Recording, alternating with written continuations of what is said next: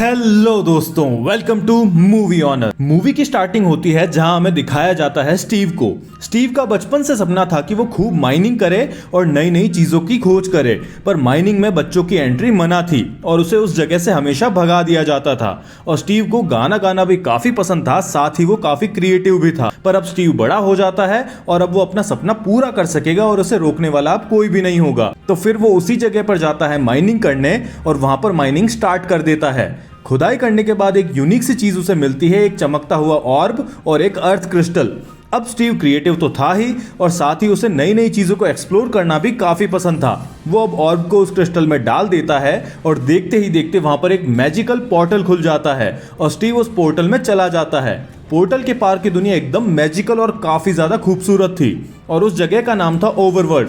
असल में वो माइनक्राफ्ट गेम में आ गया था। वहां पर काफी चीजें अलग अलग होती है और वहां पर मैजिकल चीज ये थी कि जो आप सोचोगे वो आप बना सकते हो। सिर्फ अपनी सोच से ही वो वहां पर अपना घर बनाता है, बड़ा सा महल बनाता है और अपने क्रिएटिव माइंड के साथ स्टीव बहुत ही मजे करता है और चीजें नई नई बनाता है। और अब कमी थी तो सिर्फ एक पार्टनर की, और उसे वहां पर एक वुल्फ डॉग मिलता है डेनिस नाम का, जिसे वो अपना दोस्त बना लेता है। और अब वो दोनों आपस में बहुत खुशी से रहते हैं और दोनों एक दूसरे से प्यार भी करते हैं। अब कुछ दिनों बाद स्टीव खोज करते करते एक जंगल में जाता है जहां पर एक टूटा हुआ उसे दरवाजा मिलता है। स्टीव अपनी क्रिएटिविटी से उस गेट को पूरा बना लेता है और अब वहां पर एक नया पोर्टल खुल जाता है जिसमें डेनिस भाग जाता है, तो डेनिस के पीछे पीछे स्टीव भी उसमें जाता है। अब वो पहुंचते हैं माइनक्राफ्ट के एक अलग ही डायमेंशन में जिसका नाम था नेदर, जहां पर राज था पिगलिन की महारानी मालगोशा का। और वो एक नर्क जैसी जगह थी जहां पर कोई क्रिएटिविटी, कोई खूबसूरती नहीं थी।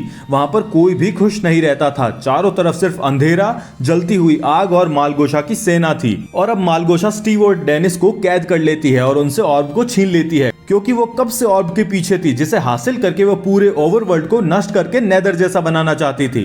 पर अब स्टीव नहीं चाहता था कि ओवरवर्ल्ड खत्म हो, क्योंकि वो डेनिस का घर था और उसे ओवरवर्ल्ड को बचाना था। अब स्टीव डेनिस को समझाता है और एक प्लान बनाता है जिसकी हेल्प से वो कैद से आजाद होते हैं और स्टीव डेनिस को ऑर्ब दे देता है और रियल वर्ल्ड में जाके उसे स्टीव के घर में छुपा देने को बोलता है। अब डेनिस वहां से बचकर भाग जाता है पर स्टीव वहीं फंसा रह जाता है और डेनिस अब ओवरवर्ल्ड से होता हुआ रियल वर्ल्ड में जाता है, जहां पर स्टीव के घर में जाकर उसके बेड के नीचे ऑर्ब को डाल देता है। पर ऑर्ब उस क्रिस्टल से बाहर निकल जाता है जिसके कारण ओवरवर्ल्ड वाला पोर्टल भी बंद हो जाता है और डेनिस रियल वर्ल्ड में फंस जाता है। अब मूवी में प्रेजेंट की स्टोरी 1980 के दशक में चालू होती है, जिसमें एक बंदा गैरेट जो हंक सिटी के नाम के गेम का चैंपियन होता है, जिसे गार्बेज मैन के नाम से भी जानते हैं, और वो अपना एक गेम स्टोर चलाता है। पर उसकी इतनी कमाई नहीं होती, वो जैसे तैसे करके अपना गुजारा चलाता है, पर उस पर काफी कर्जा होता है जिसके ऊपर से उसको नोटिस मिलता है अपनी जगह खाली करने का।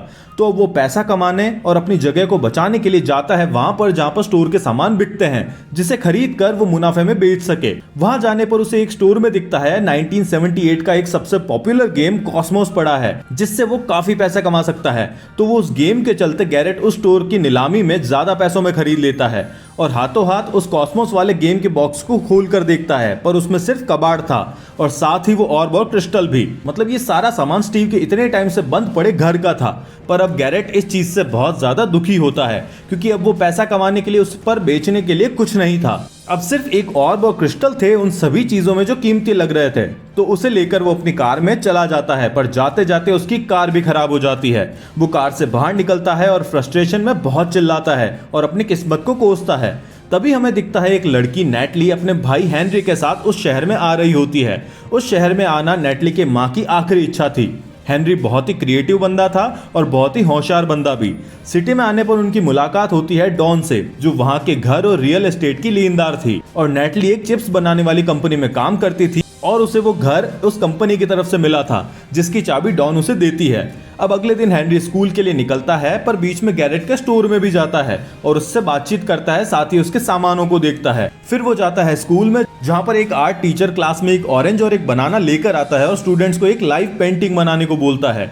सभी स्टूडेंट्स अपना अपना स्केच बना रहे होते हैं, पर हेनरी अपनी क्रिएटिविटी के कारण एकदम ही अलग चीज बनाता है, जिसमें वो बनाना के ऊपर एक जेट पैक लगाता है। टीचर उस स्केच को देखकर बोलता है कि तुम्हें लाइव पेंटिंग बनानी थी जिसमें जैसा ऑब्जेक्ट दिख रहा है वैसा ही बनाना होता है। तो इसे देखकर बाकी क्लास के सारे बच्चे उस पर हंसते हैं, पर हेनरी अपने स्केच को सच बनाने के लिए एक असल में जेट पैक बनाता है और उसे स्केलेटन पर लगाता है। वो जैसे ही उसे स्टार्ट करता है उससे पहले एक शरारती बच्चा उस जेट पैक के एक वायर को काट देता है, जिससे जेटपैक उड़ तो जाता है पर कंट्रोल में नहीं रहता और जाकर टकरा जाता है चिप्स बनाने वाली कंपनी के लोगो पर। अब इस बात के कारण स्कूल की वाइस प्रिंसिपल हेनरी को अपने पेरेंट्स या फिर गार्डियन को बुलाने को कहती है।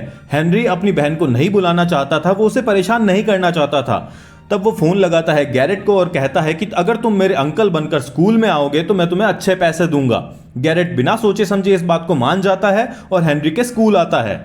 अब दोनों वहां से गैरेट के गेम स्टोर जाते हैं। वहां पर हेनरी अपनी जेटपैक की कैलकुलेशन देखता है पर सभी सही था, फिर भी वो एक्सपेरिमेंट खराब क्यों हुआ, इससे दुखी होकर वो अपनी डायरी को डस्टबिन में फेंक देता है। तभी हेनरी वहां पर पड़ा ऑर्ब और क्रिस्टल देखता है। अब क्यूरियोसिटी तो थी ही बंदे को, वो उस ऑर्ब को क्रिस्टल में डाल देता है और डालते ही उसे वो ऑर्ब खींच कर ले जाता है उस पुरानी वाली माइन में। अब इधर नेटली को टेंशन हो रही थी क्योंकि हेनरी ना तो घर पर था ना ही स्कूल में, पर डॉन नेटली के फोन से हेनरी के फोन को ट्रैक करके पता लगा लेती है कि हेनरी माइंस में है। अब दोनों वहां पर चले जाते हैं। अब चारों वहां पर मिलते हैं। तभी वहां पर बना पोर्टल ऑर्ब और बाकी सभी को अपने अंदर खींच लेता है और सभी पहुंच जाते हैं ओवरवर्ल्ड में। और ओवरवर्ल्ड को देखकर उनकी आंखें चौंधी आ जाती है। इधर से एक नेटविट नाम का ओवरवर्ल्ड में रहने वाला बंदा रियल वर्ल्ड में आ जाता है और डेनिस वापस अपने घर ओवरवर्ल्ड में चला जाता है जो इतने टाइम से बाहर फंसा हुआ था। अब ऑर्ब के एक्टिवेट होने पर मालगोशा को पता चल जाता है और वो स्टीव को आकर बताती है तो स्टीव बहुत खुश होता है कि डेनिस वापस आ चुका है। तो मालगोशा अब स्टीव से एक सौदा करती है कि अगर वो ऑर्ब उसे लाकर देगा तो उसकी और उसके डॉग की जान वो नहीं लेगी और उन्हें कैद से भी बाहर निकाल देगी। अब इधर डॉन सभी को वापस चलने को बोलती है। तभी देखते ही देखते वहां पर रात हो जाती है और वहां पर स्केलेटन के दानव आकर उन पर हमला कर देते हैं। अब वहां पर सभी भागते हैं पर हेनरी भागते हुए गिरता है और उसे पता चलता है कि इस वर्ल्ड में हम चीजों को जैसे चाहते हैं वैसा बना सकते हैं। वो एक दीवार बनाता है अपने नेटली और डॉन के चारों तरफ, पर ऑर्ब बाहर ही छूट जाता है। अब इधर गैरेट अपनी जान बचाते हुए भागता हुआ आता है और ऑर्ब और क्रिस्टल को उठाता है। तभी उस पर एक तीर से हमला होता है जिसमें क्रिस्टल टूट जाता है, तो वो सिर्फ ऑर्ब को ही उठाता है और बचकर भागता है। अब सभी एक ही जगह पर थे पर वहां पर ज़ॉम्बी क्रीचर्स आ जाते हैं। वो सभी पर हमला करने ही वाले होते हैं। तभी वहां पर आता है स्टीव और उनकी धुलाई करता है और एकदम से वहां पर सुबह हो जाती है और देखते ही देखते सारे ज़ॉम्बीज जल जाते हैं। और अब स्टीव अपने आप को इंट्रोड्यूस करता है और बताता है कि अर्थ क्रिस्टल अब टूट चुका है तो कोई भी रियल वर्ल्ड में नहीं जा पाएगा, पर एक आइडिया है। वुडलैंड मैंशन पर एक और क्रिस्टल पड़ा है जिसे हमें वहां से लाना होगा। पर वो सभी से एक सौदा करता है कि क्रिस्टल को ढूंढकर वो सभी को अपने घर जाने में हेल्प करेगा, पर वो ऑर्ब स्टीव को चाहिए। सभी इस बात को मान जाते हैं पर अब रास्ते में बहुत सी दिक्कतें आएगी तो उनसे बचने के लिए स्टीव कहता है हमें हथियारों की जरूरत है और वो सभी को एक गांव के स्टोर में लेकर जाता है जहां पर उसके खुद के बनाए हुए काफी सारे हथियार थे। वहां पर गैरेट को एक एंडर स्टोन मिलता है। स्टीव उसे बताता है कि इस स्टोन को तुम जहां पर भी फेंकोगे तुम वहीं पर टेलीपोर्ट हो जाओगे, पर गैरेट इस बात को बकवास मानता है। वो अपने पीछे ही उस स्टोन को फेंक देता है और तभी वो खुद भी टेलीपोर्ट हो जाता है जहां पर उसने स्टोन फेंका था। ये देखकर गैरेट का दिमाग घूम जाता है। अब स्टीव हेनरी और गैरेट को हथियार बनाना सिखाता है जिसमें हेनरी काफी दिमाग वाला होने के साथ बढ़िया हथियार बनाता है, पर गैरेट को इसमें से कुछ नहीं आता। पर उसे उस चीज से मतलब नहीं था। वो स्टीव को उस खजाने के बारे में बोलता है जो उसने अपने नोट में लिखा था और कहता है कि खजाना अगर स्टीव उसे देगा तो वो उसे ऑर्ब देगा। अब इधर मालगोशा की पिगलिन सेना गांव पर हमला कर देती है जिससे सभी लोग लड़ते हैं, पर सबसे ज्यादा मार खाता है वहां पर गैरेट। अब लड़ाई करते हुए डॉन और नेटली अलग हो जाते हैं और इधर हेनरी, स्टीव और गैरेट एक पहाड़ की चोटी पर जाते हैं। अब स्टीव उन्हें वहां से अपनी क्रिएटिविटी से पंख लगाता है और सामने की पहाड़ियों के पार जो वुडलैंड मैंशन है वहां पर जाने को बोलता है। अब गैरेट पंखों के टेस्ट करने के लिए पहले हेनरी को धक्का दे देता है। कितना खराब आदमी है ये। और जब हेनरी अच्छे से उड़ पाता है तब गैरेट नीचे कूदता है और स्टीव बिना पंख के ही गैरेट के ऊपर कूद जाता है।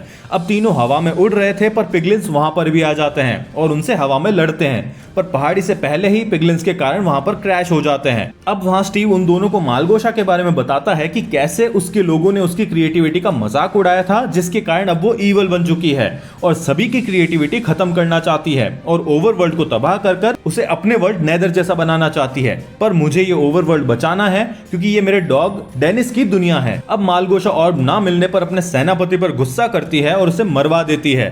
और इधर डॉन और नेटली जो बाकियों से अलग हो गए थे उन्हें वहां पर एक वुल्फ डॉग मिलता है। डॉन उसे खाने को हड्डी देती है, तभी वो उसके गले में उसका नाम देखती है जो था डेनिस, और ये वही डॉग है जो स्टीव का था। अब डेनिस स्टीव की स्मेल से वुडलैंड मैंशन की तरफ भागता है जिसके पीछे डॉन और नेटली भी जाते हैं। अब इधर गैरेट को पहले खजाना चाहिए था तो गैरेट के दबाव में स्टीव उन सभी को अपने खजाने की जगह पर लेकर जाता है, पर तभी मालगोशा के आदमी वहां पर बॉम्ब ब्लास्ट कर देते हैं। अब वो सारे एक कार्ट में बैठकर वहां से बचकर भागते हैं, पर वहां के क्रीचर्स ऑटो ब्लास्ट हो जाते हैं, पर ये लोग कैसे भी करके खदान से बाहर निकल जाते हैं और बच जाते हैं।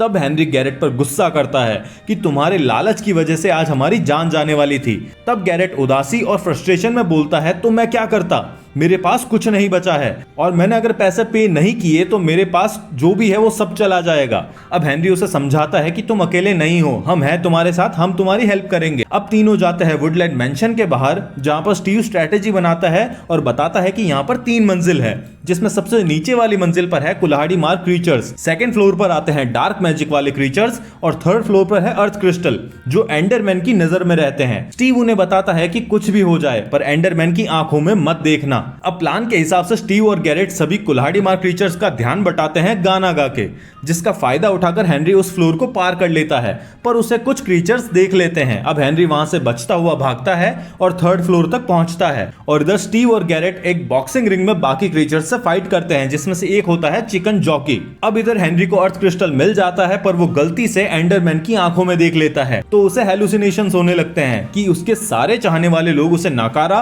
गैर जिम्मेदार बता रहे हैं कि तुम कोई काम के नहीं हो। पर वो कैसे ही करके उस चीज से बाहर निकलता है, अपने आप को संभालता है और वो एंडरमैन पर बार बार हमला करके उसे खत्म कर देता है, जिसके खत्म होते ही वहां पर एक एंडर पर्ल मिलता है जो हमें पहले दिखाया गया था, जिसमें टेलीपोर्टेशन वाली पावर्स होती है। अब तीनों उस मेंशन से बाहर निकलते हैं और भागते हैं। तभी वहां पर मालगोशा आ जाती है, अपने पिगलिन्स को उन पर अटैक करने को बोलती है और हेनरी से वो क्रिस्टल भी छीन लेती है, पर गैरेट हेनरी और स्टीव को बचाकर एक उड़ने वाले बलून पर भेज देता है और खुद उस ब्रिज पर पूरी सेना से लड़ने के लिए रुक जाता है। अब बंदा अच्छा बन गया। अब इधर पिगलिन्स उस ब्रिज को बॉम्ब से उड़ा देते हैं, जिससे गैरेट भी नीचे गिर जाता है और बॉम्ब के कारण स्टीव और हेनरी का बलून भी कंट्रोल में नहीं रहता और वो दोनों नीचे गिर जाते हैं और साथ ही बेहोश हो जाते हैं। अब इधर जब स्टीव को होश आता है तो उसे पता चलता है कि डेनिस ने उसे ढूंढ लिया है और उसके साथ अब डॉन और नेटली भी थे, पर इधर मालगोशा क्रिस्टल और ऑर्ब को मिलाकर उसे नेदर के एक पोर्टल पर लगा देती है, जिससे पोर्टल से एक लेजर निकलता है, जिससे पूरे ओवरवर्ल्ड में अंधेरा हो जाता है और फिर सारे पिगलिन्स ओवरवर्ल्ड में आने लगते हैं। अब इधर स्टीव और सभी प्लान बनाते हैं जिससे मालगोशा को रोका जा सके। वो आयरन प्रोटेक्टर्स को बनाते हैं जो पिगलिन्स की सेना से लड़ेंगे।